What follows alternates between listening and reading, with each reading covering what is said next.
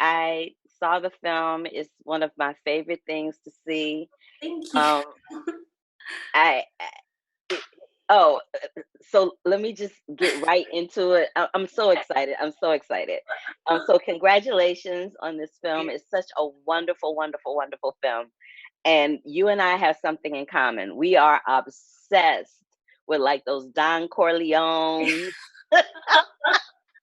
Totally. those Walter Whites, Yes. those bad guys. Love them all. So Yeah. so why? Because you could have easily made this a film where the dudes were at the forefront, but you Mhm. chose to make it a film where the women were at the forefront.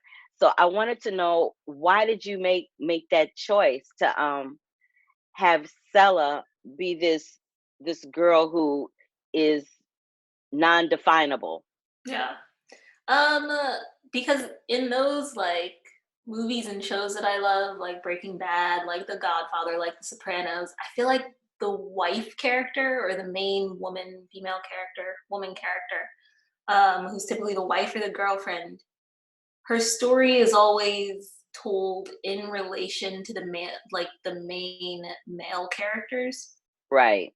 And I hated that because I was really fascinated by what everybody was doing. And I feel like those stories that do manage to tell or give that woman a full life and like a full brain and a full soul, and make her this full character, even those they still tell her story in relation to this man.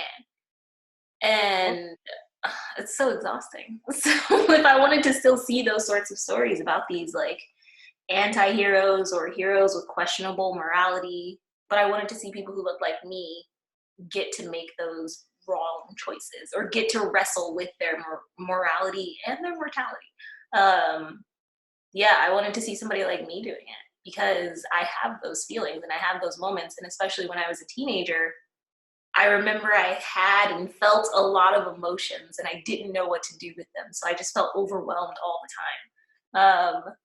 And I felt like that was the perfect, or that's just what I wanted to see unraveling on a screen. Me as a teenager feeling overwhelmed. wow. That's a deep little answer, Miss Tyresha. I'm like, well, okay.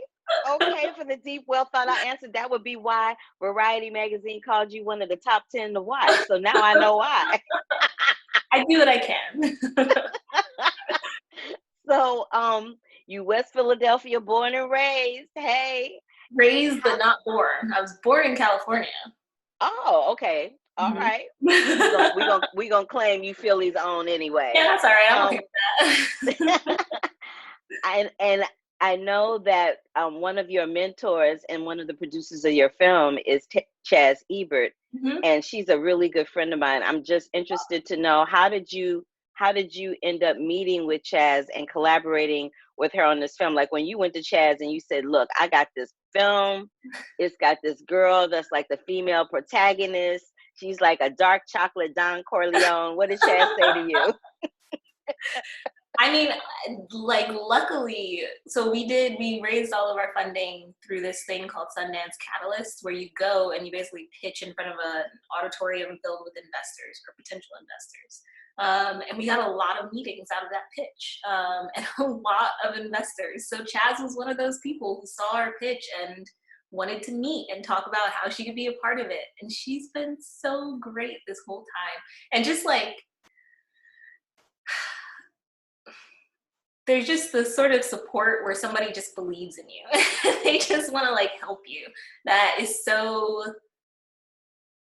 it's rare, that sort of support, and I'm really grateful to Catalyst and Sundance for putting us in that room with her and other investors like her, because it changed the way we were able to make this weird film, because people just believed in us.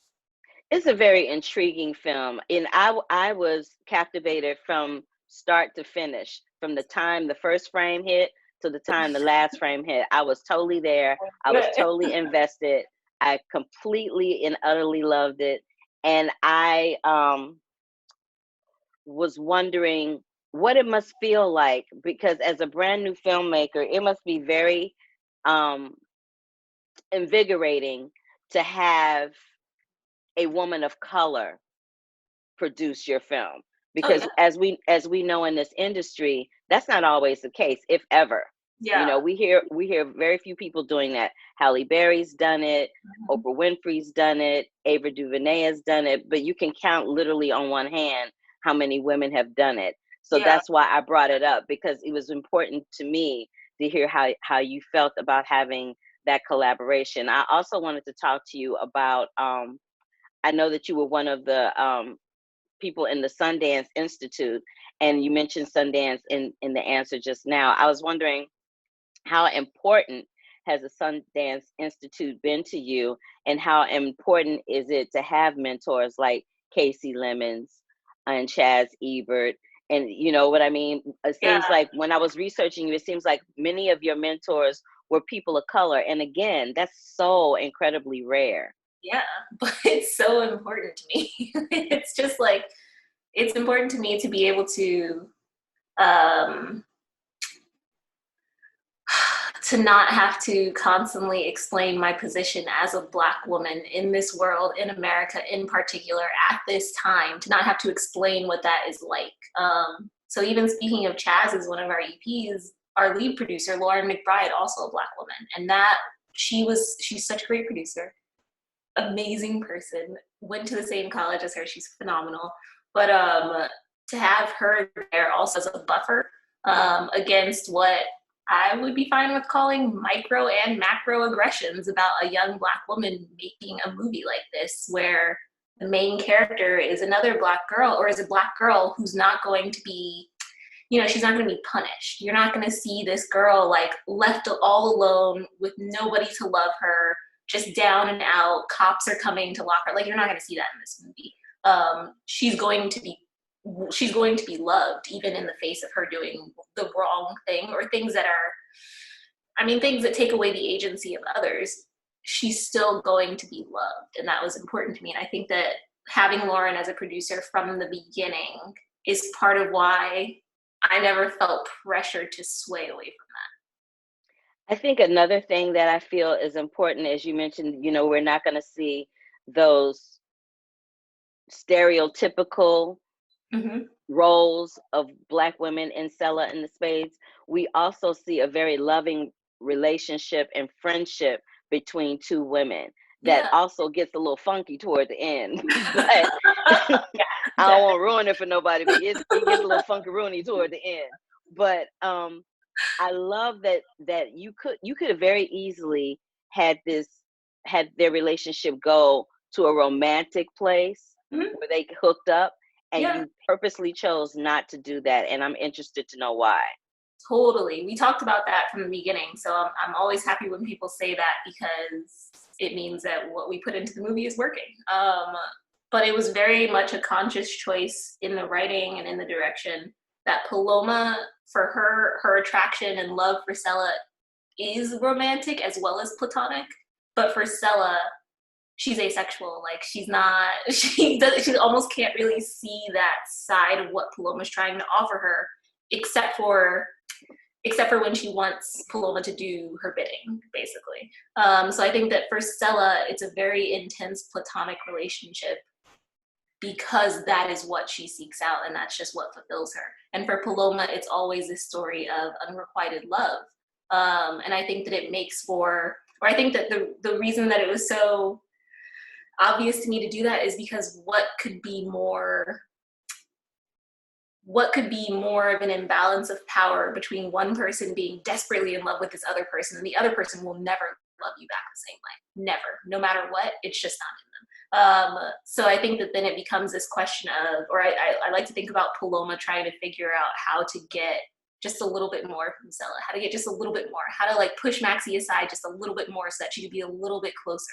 And it makes me really feel for both of them, because I just want them both to feel loved, whatever kind of love.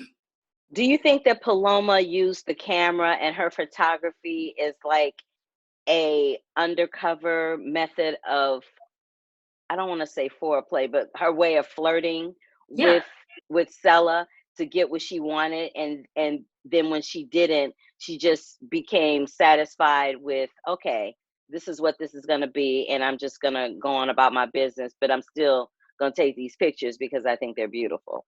Yeah, I think that's really true. I think for Paloma, what she does understand almost immediately about Selah is that she's somebody who is very in love with how she is seen as opposed to the reality of what she may be doing or what she may seem to be doing. She just wants to make sure that her image is correct.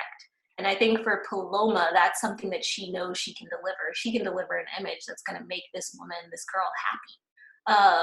And I think that's why, like, some of my moments with Paloma and Selah are when Paloma's just like sneaking a couple of pictures of her, and it's just sort of a private thing for Paloma, but she's still doing it. And it's Yeah. almost like, is Paloma, which I think that's a question for Paloma to ask herself throughout the movie, is she more in love or enamored with Selah and who she actually is, or with this image that Selah presents? And I think that's a question that Selah has for Paloma. Okay. When people go to see this Mm-hmm. in their living rooms, Yeah, because we're all there. shut in, we're all shut in and shut down. Yeah. What would you want people to walk away with when they see Selah and the Spades when it hits Amazon Prime Video? Empathy, empathy for the devil. Ooh. I think that when we watch Selah and the Spades as adults, a lot of us are very quick to say, I would have never been the Selah. I was always the Paloma. Like, I haven't really damaged anybody in the way that Selah has damaged people. But it's not about the specific damage that Selah does. It's about the fact that she is somebody who can damage others or cause pain to others, and she is somebody who has pain caused to her. So just because she can damage others doesn't mean that she can't be damaged. And I think that that's something that I want us all to understand as adults, is that looking back on our youth, and especially those teenage years, we probably caused as much damage to somebody else as we feel damage has been caused to us, at least emotionally speaking. And I think that it's important for us to recognize the power that we have over other people. And I think doing so, recognizing our own power over others, allows us to recognize more quickly when people have power over us. And once we recognize that somebody has power over us, we can begin to choose whether or not to allow that to happen. Ooh. So I guess that's what I want. I love that answer though. That was such a great, in-depth, well thought out answer. And I think that's a great place for us to end. I don't even want to ask anything else after that. Because that's it. Because it would seem moot. It would be like, how you gonna ask a question? How you gonna ask another question after that fantabulous answer? That's just busted. Like, why you just want to mess up the interview like that? Look at you cracking up. But Miss Tayarisha Poe, it has been my immense pleasure to meet you virtually, speak with you about this wonderful, wonderful, wonderful piece of cinema. I am looking so forward to what you have coming up next. You have a beautiful, interesting, provocative career ahead of you, and I can't wait to see what you do next. This means so much to me. I thank you so much for these questions. You're great. Thank you. Thank you, Mama. Have a great rest of your day. I appreciate you. Bye.